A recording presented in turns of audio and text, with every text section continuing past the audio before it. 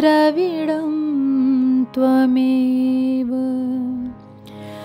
त्वमेव सर्वं मम देव देवा। श्री गर्ग संहिता के मथुरा खंड का 23वां अध्याय। श्री कृष्ण का व्रज से लौटकर मथुरा में आगमन।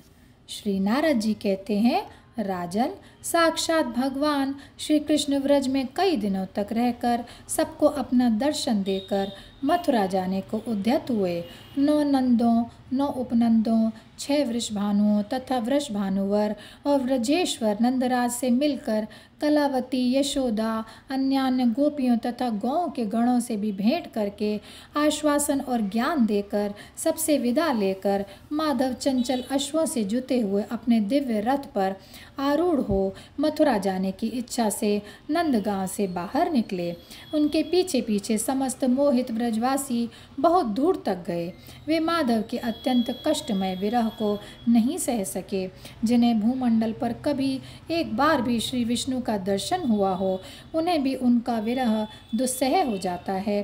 फिर जिन्हें प्रतिदिन उनका दर्शन होता रहा हो, उनको उनके विरह से कितना दुख होता होगा, इसका वर्णन कैसे किया जा सकता है। नरेश्वर अपलक नेत्रों से श्रीधर के मुख की ओर देखते हुए समस्त व्रजवासी गोप स्नेह संबंध के कारण प्रेम विहल हो उनसे बोले। गोपों ने कहा, श्री कृष्ण, तुम फिर जल्दी आना और हम समस्त ब्रजवासियों की रक्षा करना। जैसे पूर्व काल में तुमने देवताओं को अमृत प्रदान किया था, उसी प्रकार अब हमें अपने दर्शन की सुधा का पान कराते रहना।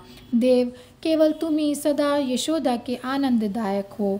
तुम ही श्री नंदराज को आनंद प्रदान करने वाले और तुम ही ब्रजवासियों के जीवन हो। प्रभो, तुम ही इस व्रज के धन हो, गोपकुल के दीपक हो और महापुरुषों के भी मन को मोहने वाले हो।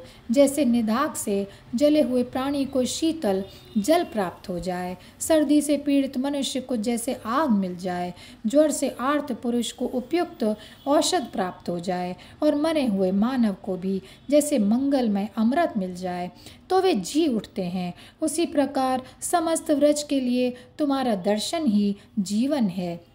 इसीलिए तुम यहीं निवास करो। इस विषय में बहुत कहने से क्या लाभ।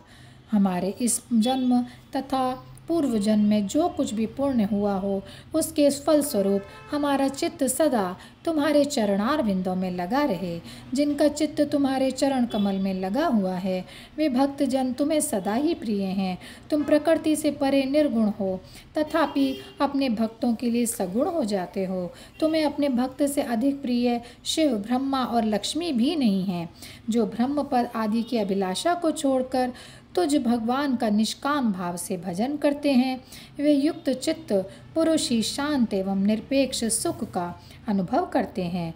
श्री नारद जी कहते हैं, राजन, यों कहकर वे सब गोप प्रेम से विहल हो श्री कृष्ण के देखते देखते आनंद के आंसू बहाते हुए रोने लगे। भक्त वत्सल भगवान श्री कृष्ण के मुख भी अश्रु की धारा बह चली। वे प्रसन्न चेता परमेश्वर उन विरह विहल गोपों से बोले। श्री भगवान ने कहा, व्रजवासियों, तुम सब मेरे प्राण हो और मेरे परम प्रिय हो। मेरा हृदय तुम लोगों में ही स्थित है, केवल शरीर अन्यत्र दिखाई देता है। मैं प्रतिमास तुम सबको देखने और दर्शन देने के लिए आऊँगा, यह मैं वचन देता हूँ। मन से मैं दूर नहीं हूँ, मन ही सबका कारण है। हे गोपगण, यादवों से युद्ध करने के लिए जरासंध आया है, अतः यदुवंशियों की सहायता के लिए मैं जाता हूँ। तुम्हें शोक नहीं करना चाहिए। श्री नारद जी कहते हैं, राजन, इस प्रकार उन गोपों को बार बार आश्वासन देकर फिर लौटकर यशोदा सहित नंदराज को दूसरे रथ पर बिठाया और श्री दामा आदि सखाओं को साथ ले उद्धव सहित रथ पर आरूढ़ हो वे सर्व कारण भगवान मथुरा को गए। वीर, जब तक रथ उसमें जुते हुए 100 वेगशाली घोड़े और फहराती पताका से युक्त तिरंगा ध्वज तथा उड़ती हुई धूल दिखाई देती रही, तब तक अन्य व्रजवासी वहीं खड़े रहे। फिर वे अपने घर को लौट आए। श्री कृष्णचंद्र का यह परम उत्तम विचित्र चरित्र मनुष्यों के महान पापों को हर लेने वाला है।